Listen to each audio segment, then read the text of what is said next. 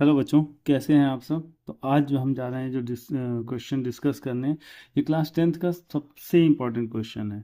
Important क्या, ये sure short होता है कि इस तरह का ये क्वेश्चन तो आना ही आना है। ठीक है, तो अगर आप एग्ज़ाम देने जा रहे हैं तो 100% इस तरह के 2-3 क्वेश्चन होते हैं, वो मैं आगे भी वीडियोज़ में डिस्कस कर लूँगा। लेकिन सबसे बेसिक क्वेश्चन ये होता है और सबसे ज़्यादा मार्क्स का ये होता है। बाकी जो 2-3 अलग टाइप्स के क्वेश्चन होते हैं वो थोड़ा कम नंबर्स के होते हैं। ठीक है, तो सबसे पहले हम इसको डिस्कस करेंगे। क्या कह रहे हैं, क्वेश्चन पढ़ लेते हैं। Prove that under root 3 is an irrational number. ठीक है, रूट 3 को हमको इरेशनल प्रूव करना है। तो ये जो क्वेश्चन है इसको हम प्रूव करते हैं मेथड ऑफ कॉन्ट्राडिक्शन से। मतलब मेथड ऑफ कॉन्ट्राडिक्शन क्या होता है, इट मीन्स कि जैसे मान लीजिए कि आप दिन में हैं और आपने घर बोला किसी से कि अभी रात नहीं है। रात नहीं है मतलब दिन है, सीधी बात है। या तो दिन है, तो अगर आपने बोला कि रात नहीं है तो दिन है, या अगर रात है बाहर, आपने बोला दिन नहीं है, तो इट मीन्स कि रात है। तो इसको बोलते हैं मेथड ऑफ कॉन्ट्राडिक्शन। तो इस तरह का ये भी क्वेश्चन ना हम इसी तरह से सॉल्व करेंगे।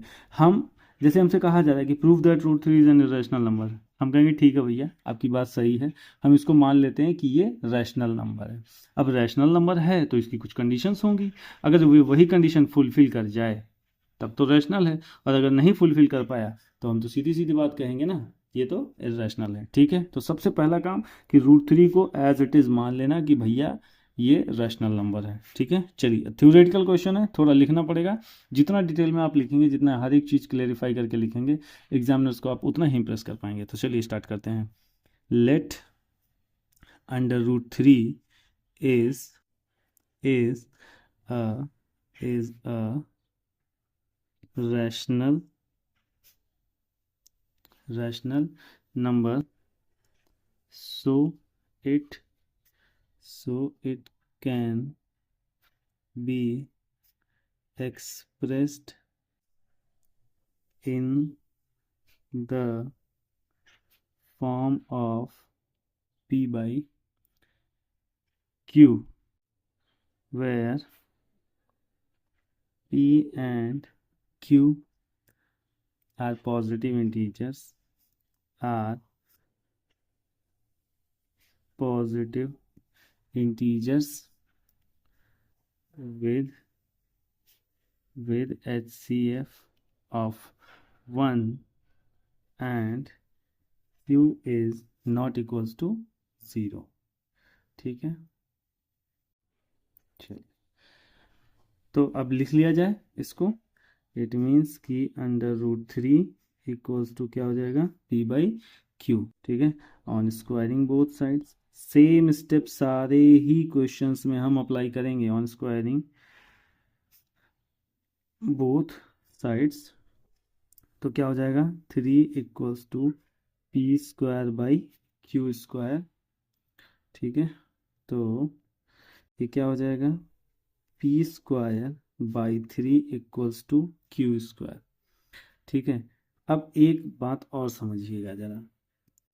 देखिए, मैंने आपसे कहा था कि कुछ हम कंडीशंस ऐसी फॉलो करवाएंगे जो कि रैशनल होने के लिए ज़रूरी हैं। ठीक, अगर वो कंडीशंस फॉलो नहीं, कंडीशंस ही इसने फुलफिल नहीं करी, तो ये नंबर अपने आप ऑटोमेटिकली इरेशनल हो जाएगा। ठीक है, तो हमने सबसे ऊपर क्या लिख दिया, कंडीशंस लिख दी कि रूट 3 रैशनल नंबर है, तो इसको पी बाई क्यू के फॉर्म में रिप्रेजेंट कर सकते हैं। P and Q R positive integers with HCF 1।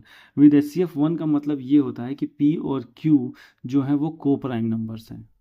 अब को प्राइम क्या होते हैं, को प्राइम का मतलब ये होता है कि इन दोनों के बीच सिर्फ और सिर्फ कॉमन फैक्टर जो है वो 1 होगा, उसके अलावा कोई दूसरा नंबर इन दोनों नंबर्स को नहीं काट सकता है, या और किसी दूसरे नंबर से ये डिविजिबल नहीं है।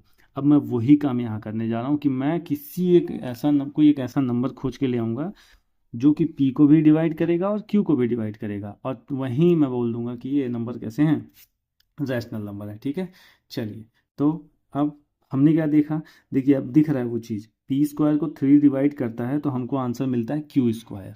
ठीक है, अब मैं फंडामेंटल थ्योरम ऑफ अर्थमेटिक भी लगाऊंगा, कहूँगा कि fundamental theorem by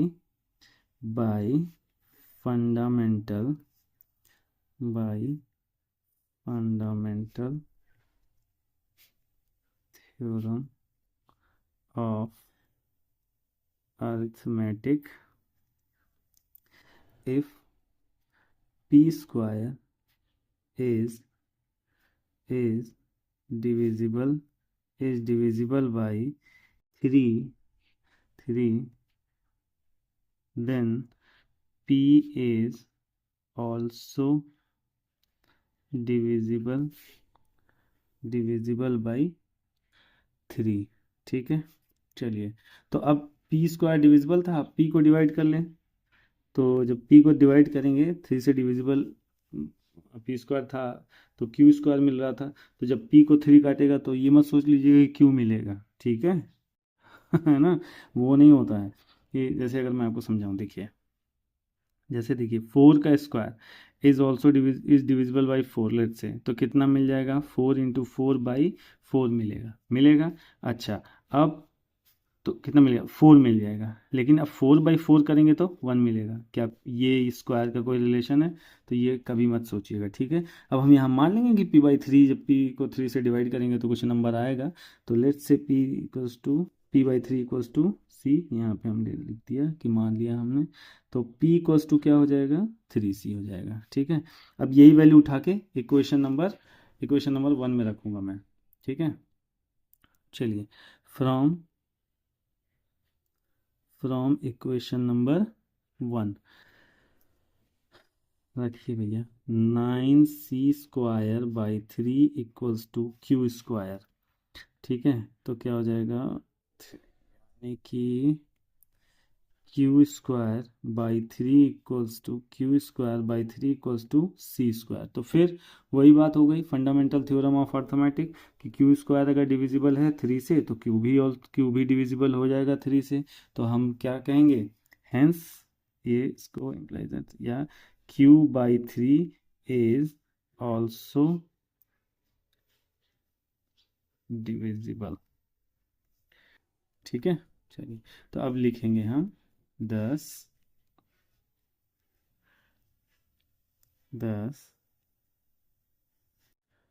3 is a common factor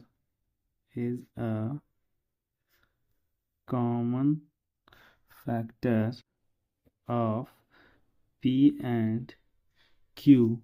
This contradicts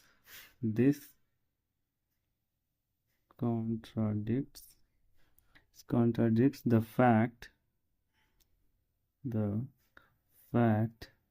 that p and q have no common factor,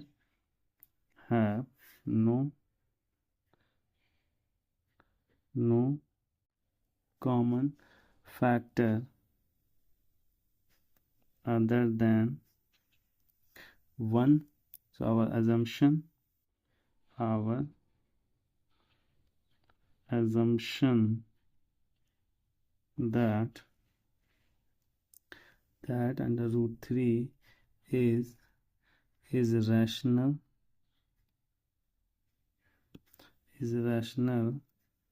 is wrong, hence under root 3 is an irrational number। Thank you so much, इसको ज़रूर पढ़ के जाइएगा, काफ़ी इंपॉर्टेंट क्वेश्चन है ये।